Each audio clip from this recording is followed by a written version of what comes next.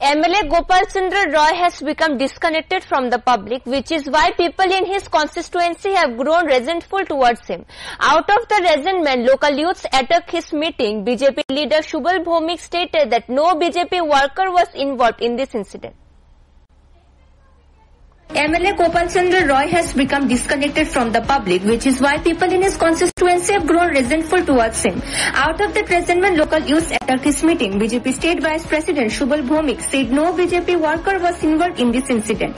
He said that Gopal Chandra Roy is a respectable and well-mannered person. The people of the area elected him with their votes. However, he has not responded to local people's calls or participated in any social events. Moreover, he has not shared in people's joy or sorrows. As a result, there has been a build-up of resentment against him among the people. The unfortunate incident occurred purely out of the resentment, not due to any political motive. It is not a political issue, but an emotional reaction of the people. Gopal রায় আমি দেখতে পেয়েছি মিডিয়াতে, social মিডিয়াতে। আসলে গোপাল রায় আমার মনে হয় এটা একটা ওখানকার যে যারা আছেন, ওটা আমাদের পার্টির কেউ ইনভলভ না, ওখানকে যারা আছেন তাদের একটা অভিমান হয়েছে। এটা গোপালদার সঙ্গে সম্পর্কের কারণে অভিমানটা হয়েছে যে গোপালদাকে ওরা নির্বাচিত করেছে। এখন গোপালদা ওইসব মানুষের সঙ্গে যোগাযোগ রাখে না, তারা সামাজিক ভাবে ডাকলে উনি যান না, বা এইভাবে ওনার এলাকার মানুষের সঙ্গে যে উনি বিচ্ছিন্ন হয়ে পড়েছেন, তার থেকে ওনার উপর একটা রাগ থাকতেই পারে। এটা অভিমান থেকে এটা হয়েছে, এটা কোনো রাজনীতি আমি মনে করি না। আর গোপালদা সজ্জন ভদ্র ভালো মানুষ, ওনার সঙ্গে কারোর ঝগড়াঝাটি হতে পারে এটা আমি বিশ্বাস করি না।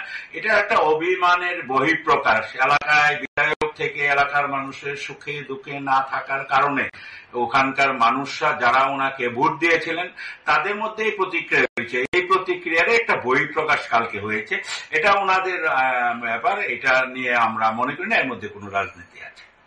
On Sunday, opposition leader and CPIM State Secretary Jitendra Chaudhary expressed strong opposition regarding naming the town hall after Shyama Prasad Mukherjee. In response, BJP State Vice President Shubal Bhomik gave a statement. He said Jiten Babu and others need to learn history. Dr. Shyama Prasad Mukherjee was not merely a political figure. He was a distinguished academic of the country. At just 33 years of age, he became the Vice Chancellor of Calcutta University.